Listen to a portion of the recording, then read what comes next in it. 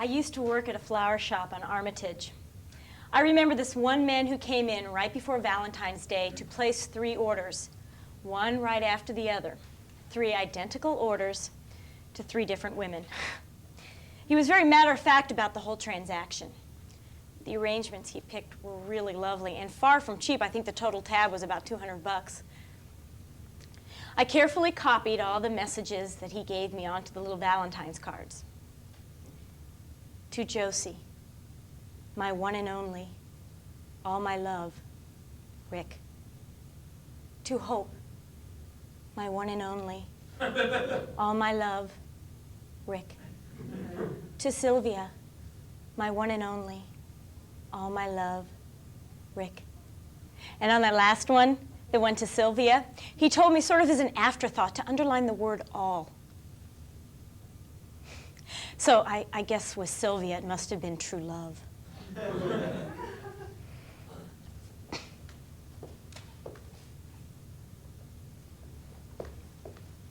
I think you dropped this. You're right, I did.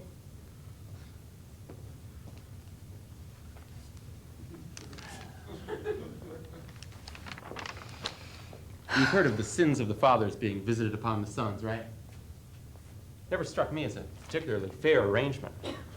Well, I've got it even worse. Because here it's not even family. It's the sins of a complete stranger that are being visited upon me.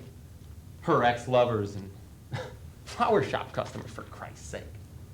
She's been hurt. I realize that. But not by me. She's got scars in here. Not from me. All I'm asking for is a fair shake. All I'm asking for is a clean slate. And you know, the worst part of it is she's living with this asshole, hypocrite, self-help therapist who treats her like mulch. Him she forgives. Him she cuts miles of slack. Him she gives the benefit of doubt after doubt after doubt. Him she goes back to again and again and again like a goddamn boomerang. Yeah, that's how she is with Roger. That's how she is with him. And me? Me, well, I'm her friend. Yeah. 11 months this has been going on now. You know, it's funny, it somehow doesn't seem quite that long. Time flies when you're having none. Mark, I want to thank you for all the dinners, plays, concerts, walks in the park. You've been a real friend, yeah. Yeah. But still no match for Dr. Self-Help, right? I love the guy. I'm sorry. Break the chain. Would you, Shannon? Stop letting him pull your strings. Take a shot at life without him. Give someone else a chance. Someone who really appreciates it. I don't know if I could feel that way about you. Well, you could try. But you do what I say and think for yourself. See, I don't think he sees the irony in a statement like that, and that's what concerns me. I mean, he is sweet as can be, and he's right about my situation. But is it just me? Or is there something so controlling about him? I don't know. I think maybe he's obsessed. No. I wouldn't call myself obsessed. I wasn't talking to you. I wouldn't. I wouldn't call myself obsessed. No. I mean, okay. I did use the numbers in her birthday for my cash station access code. Yeah. And I do get kind of a thrill out of a little thrill, but a thrill out of using the water fountain right after she does. And that time she showed up with a "be nice to me, I gave blood today" button on her jacket, I did find myself feeling vaguely jealous of whoever ultimately was going to receive the pint in question. And when she, last November, when I sent her that birthday card and signed it "Love, Mark," I intentionally left out the comma, trying to turn the phrase into sort of a crude subliminal order. True. All true, yeah. But really now, obsessed? Nah, I don't. Can I borrow your car? What for? Oh, this damn thing's broken again. I need to take it to the Sony Center. I'm not doing anything. I could take you. You sure? Let's go. So he took me on my errand. Then I asked her if she wanted to grab some dinner. I suggested a restaurant downtown. So I parked at home and we took a cab. We didn't have to wait too long to be seated. For once. The food was... Pretty good. But in the cab on the way home, we fell into the same old argument. About why she won't give me a chance. For romance. We pulled up in front of my building. I thanked him. Gave me the usual cursory kiss on the cheek. Got out of the car and went inside. It was no different from all the other times before.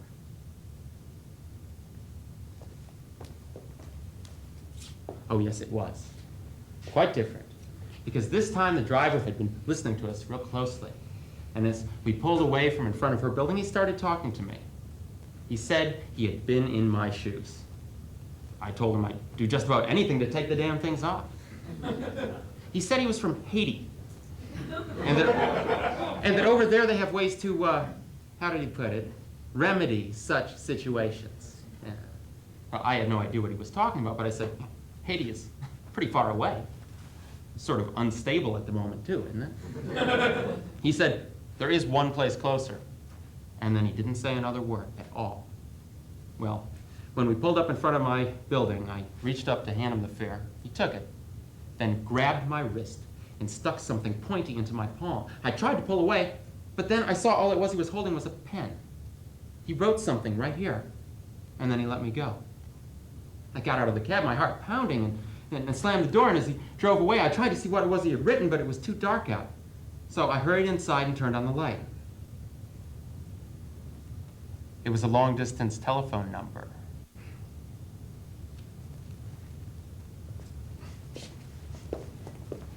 The next morning he called me and said he had to go out of town. Something important had come up, an emergency meeting in New Orleans, and did I want to borrow his car? Sure, I said, and let me give you a ride to O'Hare, which I did. I also picked him up 3 days later. He seemed strangely intense. Hi. How's the jambalaya? Who? Oh, great. Delicious, yeah. Are you all right? Yeah, I'm fine. Just sort of a heavy situation down there, but a real learning experience, you know? Turn out the way you wanted? Shannon, I think very soon everything's going to be all right.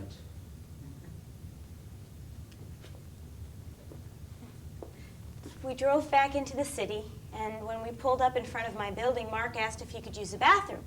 Well, I didn't see the harm since Roger was up in Wisconsin leading a self-help retreat, which always seems sort of silly to me. I mean, shouldn't they be leading it themselves? Anyway, while Mark used the bathroom, I made us a couple of drinks. But when he came out... Oh, gee, I'm sorry. I've got to go.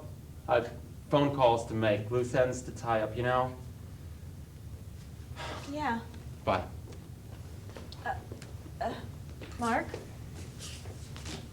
Mark?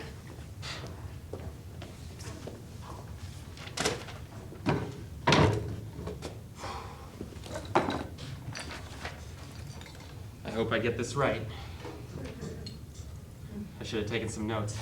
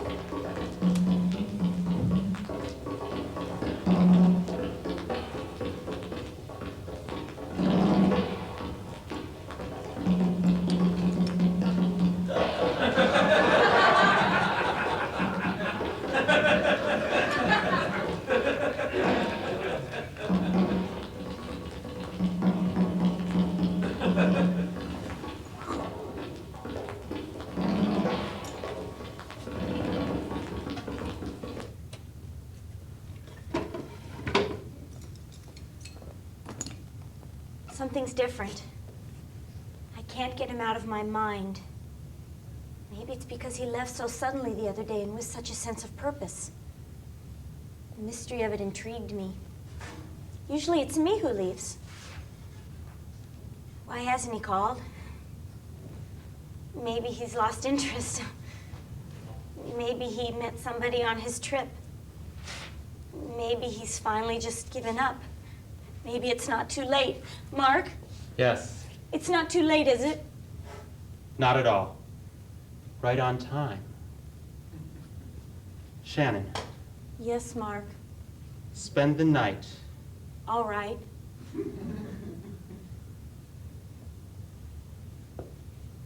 Had this psychology professor back in college who told us a story about a young woman who'd spent her entire adolescence and young adulthood obsessed with Mick Jagger. All her sexual fantasies revolved around him. And if she was in bed with some guy, no matter how attractive or adept, she had to close her eyes and pretend she was with Mick or nothing happened.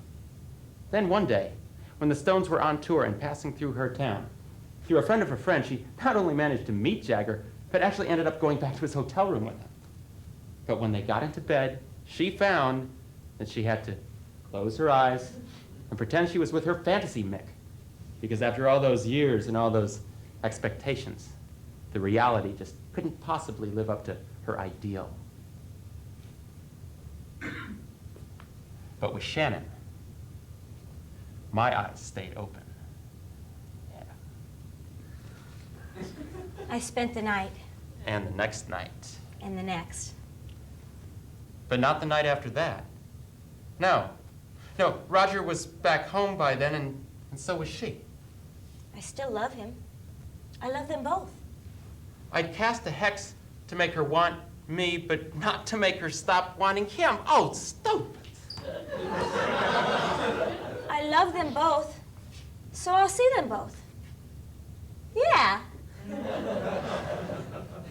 And for a while, that's exactly what happened. She'd come over to my place every other evening, and I'd spend the nights in between trying like hell not to picture what she was doing and who with. But that gets old, fast. A timeshare girlfriend is not what I was after. And seeing how she didn't particularly seem to mind the status quo, Would you? I decided it was time to make another little call down south and get just a bit more information. Good thing they take MasterCard. I went to sleep by Roger's side last night, and I woke up next to this empty, rigid thing. I called an ambulance, but it was too late. He had no history of heart disease. He ate right, exercised, took care of himself in every way, but Shannon, you're not alone.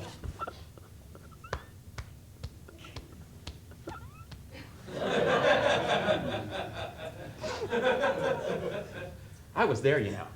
I was there when it happened. I cast the hex at my place, then drove over to their place, snuck in the window, slipped in their bedroom to watch it work.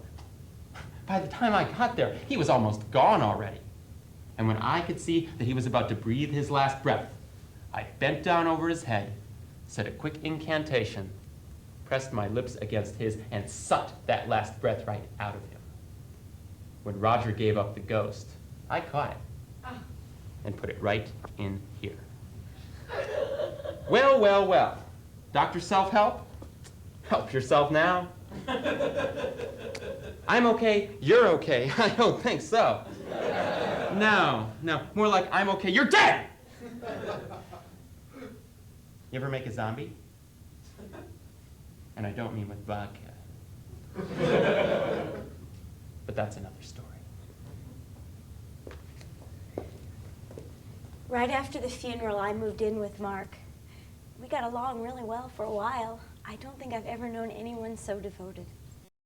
But then I began to get this funny feeling. I felt myself changing, doing things a little differently, and talking differently, using new words, new figures of speech, dressing in clothes I didn't even want to wear. Habits that had been a part of me my whole life. I found myself dropping just like that.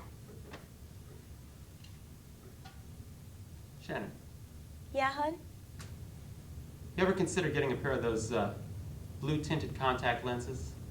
Why? Would you want me to? Maybe. I'll let you know. And then this came. Our monthly bill from Illinois Bell. There were all these calls to New Orleans at all hours of the day, and all to the same number.